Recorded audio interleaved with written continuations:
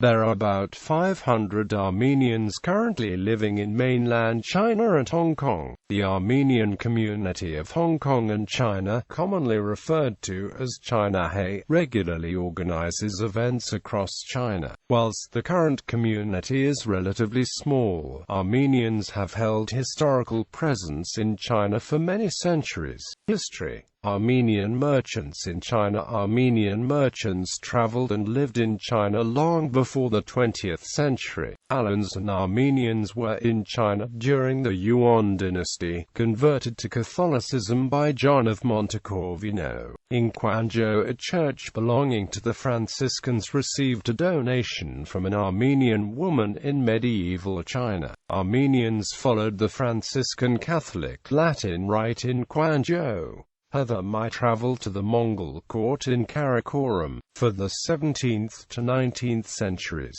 Some Armenian merchants established communities and ran successful businesses in Guangzhou and Hong Kong, and there was even a small Armenian community in Tibet during 2 world wars. During the World War I, Armenians who fled from the Ottoman Empire to escape massive genocide led by Turkish troops against Armenian civilians were officially accepted in China. China agreed to let the Armenians to stay alive, and granted them household, foods and churches. Armenians and Chinese were a relative, likely in each other's. After the Turkish surrender, most of Armenians chose to stay in China due to the crisis in Caucasus region. In World War II, the Armenians joined the Chinese and Koreans, and later, the Americans and British forces, against Japanese invasion. As due to the similarity between Japanese and Turkish crimes before, most of Armenians followed Chiang Kai-shek's Nationalist Revolutionary Army, or joining the 8th Route Army of the Communists, and resisted bravely against Japanese forces in Shanghai, Beiping, and other Chinese provinces. After the end of the war with Japanese surrender, the Armenians had lost total 5,000 men against Japanese invading forces. A lot of Armenians also appeared as volunteers at the Soviet Union's aids to China fighting against Japan.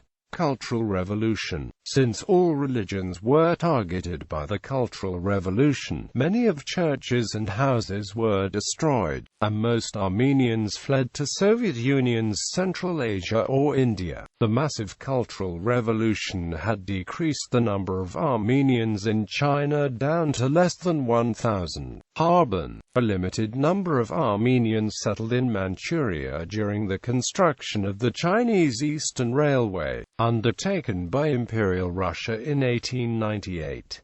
The main settlement was in Harbin. After the Russo-Japanese War, the number of Armenians increased, which necessitated the creation of an Armenian national organization for the purpose of helping the needy countrymen and the preservation of the national heritage. The Armenian National Organization was headed by the board of directors, whose president for many years was Dr. C.G. Migdasov, along with Mr. Teovakamov, an engineer with the KVZHD, and Numa Melikoganchanov, an attorney. The Armenian National Organization was founded in 1917. Its statute was approved by the local authorities in 1919. By 1923, they succeeded in building their own church and adjacent to it a social hall located on Sadavayu Street. Because most of the members of the Armenian colony lived in Harbin and had the only Armenian church in China, with residential quarters for the priests, Fr. Yefish Rostamians, the spiritual leader of all Armenians in Manchuria, China and Japan, Harbin became the center of Armenians in China. One of the main tasks of the Armenian organization was to solve the problems of assistance to the needy members, such as the elderly, the poor, the orphans, and generally all those who needed one or another kind of help, in cooperation with Ladies' Aid Group. The board organized social events, staged national and literary plays, which was performed by the youth group in Armenian, On the national and religious holidays, tea parties were also organized. Classes to study Armenian language and literature also were held. The theatrical plays were performed at the prestigious commercial club and the Turin Club, where Anna hit drama and Azerbaijani opera Arshan Mal Alan musical were performed featuring the lead singer, Karine Sarkian. Until 1918, the city of Harbin had an Armenian house of prayer in the district of Novi Gord. In 1918, the KVZHD granted the Armenian colony a piece of property on 18 Sadavayu Street, corner of Liaoyang Street, where they began to build the Far Eastern Armeno-Gregorian Church, which took several years to complete. The name Far Eastern derived from the fact that Rev. Fr. Yefish Rostamians and his family emigrated to Harbin from Vladivostok, where evidently his church was closed. The church in Harbin began officially to function in the 1920s. In 1925, the Chinese authorities registered it as the Armeno-Gregorian Church of Harbin. The church was erected in memory of Saint Gregory the Illuminator. In 1932, Fr. Yefish Rostamians died, leaving the church without a pastor, and for several years thereafter the church and the premises were rented to the members of the Lutheran congregation, who later built their own church. In 1937, thanks to the initiative and efforts of Mr. Vakamov, president of the Armenian organization, a priest was brought from Jerusalem, Rev. Fr. Asoag Gazarian.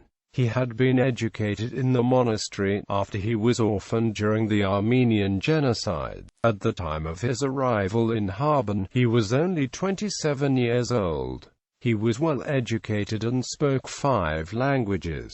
The Armenian colony, numbering at the time about 350 to 400 people, felt very fortunate once again to have a pastor. During the period of 1938 to 1950, Rev. Fr. Gazarian, a building adjacent to the church, was enlarged and renovated, thanks to the financial backing of large contributors and businessmen. In 1950, RT. Rev. Fr. Asoag Gazarian, who during World War II ended up in the concentration camp for British and American citizens in the city of Mukden, returned to Jerusalem, and the Armenian church once again remained without a pastor. Subsequently, during the following years, due to the mass exodus of Armenians from Harbin, their colony dwindled down to a mere 40 to 50 people. In 1959, the building of the Armenian church changed hands and became the property of the Chinese government, which in turn used it for a textile factory. In August 1966, during the Cultural Revolution, all churches in Harbin were demolished and all the treasures of the Armenian church, including icons and elaborate vestments, were destroyed. Shanghai. There is also much Armenian history in Shanghai. The Armenian Relief Society had a chapter in Shanghai as early as 1920. It was the houses that were initially set out by the Armenian Relief Society that eventually became the Armenian Club of Shanghai. Its purpose was twofold. First, it helped refugees get settled in the new surroundings, but it then served as a meeting place for like-minded people to gather and swap stories.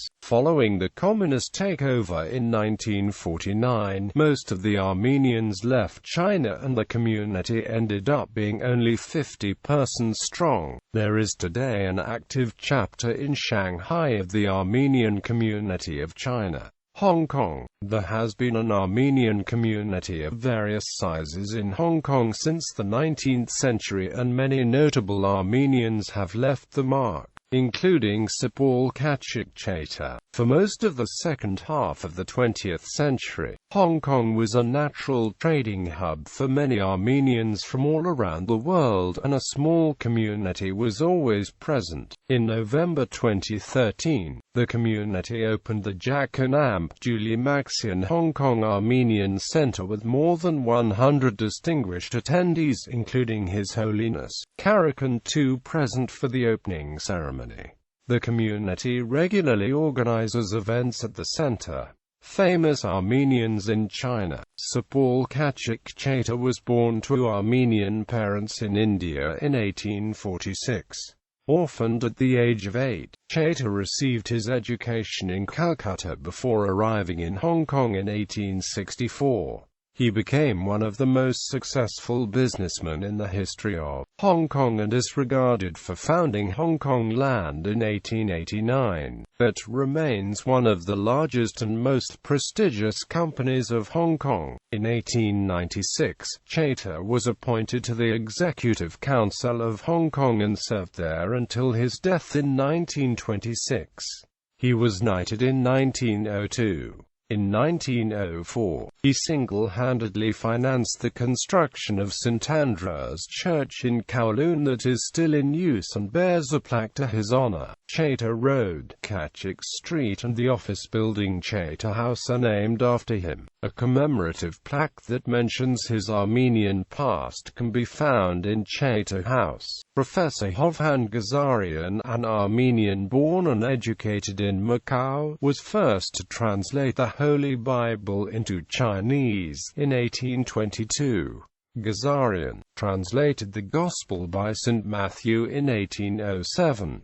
Later on, he traveled to Serampore to continue working on the Bible. The New Testament was published in 1813, and the whole Bible was issued in 1822 by the Liberality of the British and Foreign Bible Society. These editions are now recognized as the first known complete print versions in Chinese. Armenian community of China today. There is a very active Armenian community in China today, commonly referred to as ChinaHay, composed of Armenians from all around the world. There are currently around 500 individuals living mainly across the cities of Beijing, Shanghai, Nanjing, Guangzhou, Shenzhen and Hong Kong. The community achieved important milestones in recent years with its formal incorporation, electing its first executive committee headed by President Henry Arslanian, and with the opening of the Jackl Hong Kong Armenian Center in Hong Kong in November 2013. The community celebrated the first Armenian Mass in mainland China in decades, launched a fellowship with the China-Outline.png Foundation to research old Armenian history in China, participated in the first Pan-Asian Armenian gathering as well as offered Armenian classes across China and Asia in collaboration with the Armenian Virtual College.